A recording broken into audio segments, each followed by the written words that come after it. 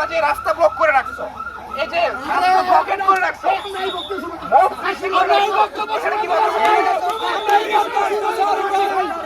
আপনার 4 ঘন্টা আগে আমি ক্যাম্পে তোমাকে ফোন দিছি, তুমি ফোন ধরো নাই।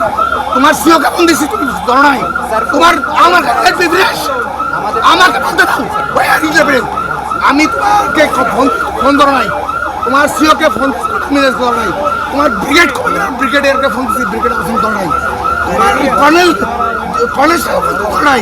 তোমার জিওসির ধরো নাই। চারটা লেগে ইয়া করতে আসছো, তুই সারা করতে আসছো। আরে ফোন ধরো না কেন? ফোন ধরো না কেন? স্যার এখান থেকে তো 3 ঘন্টা লাগে না আসতে। এই উনি বলতেছে আর বলতে ওনারা যদি না আসতাম আপনি তুমি ধরো না কেন? তুমি ধরো না কেন? তোমার সিও ধরো না।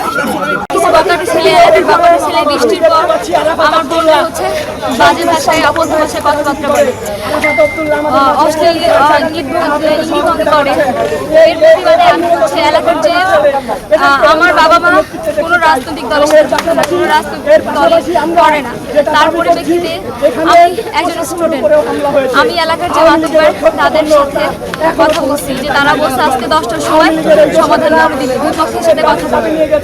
এই কথার সুবাদে আমি হচ্ছে 11টার দিকে তারা মোল্লা বিএনপির যে ক্যান্ডিডেট টাঙ্গিউদ্দিনের চেয়ারম্যান ক্যান্ডিডেট ওনারে ফোন দিছি। ফোন দেওয়ার পর বলতেছে যে 11টা বাজে আপনি এখন আসেন নাই, কখন আসবেন? বলে আসতেছি। আমি আমার একটা লাইভে দেখতে পেলাম বৈশাখীতে হামলা করা হয়েছে। হামলা করার পরবর্তীতে আমি স্পটে চলে আসি সরাসরি। আসার পর দেখি বৈশাখী কান্না করতেছে, বৈশাখীর উপরে হামলা হয়েছে এবং বৈশাখী বাড়িতে হামলা করছে। পরে আসে দেখলাম যে প্রশাসনের সামনে প্রশাসন থাকা অবস্থায় আমার বোনদের উপরে হামলা করেছে।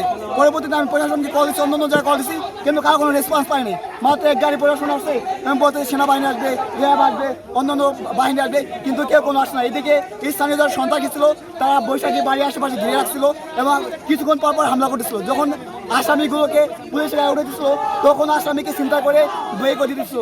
তখন আমরা বৈষম্যবিরোধী ছাত্র আন্দোলন যারা নেতাকর্মী ছিলাম আমরা আসামিদের বিরুদ্ধে প্রতিহত করি এবং আসামিদেরকে আমরা পুলিশের গাড়িতে তুলে দিই। আমাদের 24-এর যা আন্দোলনকারী আমরা আন্দোলন করলাম, কি করছেন সড়ক অবরোধ? হ্যাঁ আমরা 24 আন্দোলনকারী আমাদের জীবনের নিরাপত্তা কোথায়? যদি আমরা আন্দোলন করে দেশকে মুক্ত করলাম কিন্তু আমার জীবনের কোনো নিরাপত্তা নয়, সেজন্য আমরা আমার বোনের হামলা প্রতিবাদে আমরা রাজপথ অবরোধ করছি আজকে। এখানে স্থানীয় বগাটা ছেলেপেলে কোনো যোদ্ধা এবং ইপ্রিজিং করে, সেটার প্রেক্ষিতে বসে ইসলাম বর্ষা অভিযোগ দিলে পরে সেই অভিযোগের প্রেক্ষিতে এখানে একটা সালিশ হওয়ার কথা ছিল। সেই সালিশের উপরে আইসা এখানে সন্ত্রাসী কিছু ব্যক্তিবর্গ তারা পুলিশ সেকেন্ড অফিসারের সামনেই বসে ইসলাম বর্ষার গায়ে হাত তুলে, তার চুল ধরে টান দিয়ে রাস্তা পর ফেলাই দেয়, গায়ে হাত তুলে, তার ছোট বোনের গায়ে হাত তুলে, তার বাবার গায়ে হাত তুলে। এর প্রেক্ষিতে বসে ইসলাম বর্ষা ইনস্ট্যান্ট একটা ফেসবুকে পোস্ট করে। আমরা পোস্ট থেকে জানতে পারি, তার সাথে যোগাযোগ করি, তার সাথে যোগাযোগ করে আমরা ফরিদপুর জেলা থেকে এবং আশেপাশে থেকে যারা ইনস্ট্যান্ট আসতে পারে, যারা দ্রুত পর্যায়ে চলে আসি, আসে দেখতে পারি এখানে যারা পুলিশ প্রশাসন আসছিল স্থানীয় সন্ত্রাসীরা তাদের উপর হামলা করছে। একজন বয়স্ক পুলিশ তার দেখলাম মাথায় এখানে রক্তাক্ত অবস্থা এবং পায়ে হাঁটতে পারতেছে না, এই অবস্থায় তারা রাখছে, গাড়ির চাবিটা বন্ধ নিয়ে গেছে। এই সন্ত্রাসীরা আওয়ামী লীগ এজেন্ডা আগেও বাস্তবায়ন করতো, এখনো বিভিন্নভাবে চেষ্টা করতেছে সমাজে বিশৃঙ্খলা সৃষ্টির জন্য। আমরা এই তথ্যের উপর ভিত্তি করে পুলিশের গায়ে কেন হামলা করলো এবং আমাদের বোনের পরে কেন হামলা করলো, এর প্রেক্ষিতে এখানে যখন আসি আমাদের পরে হামলার চেষ্টা করা হয়।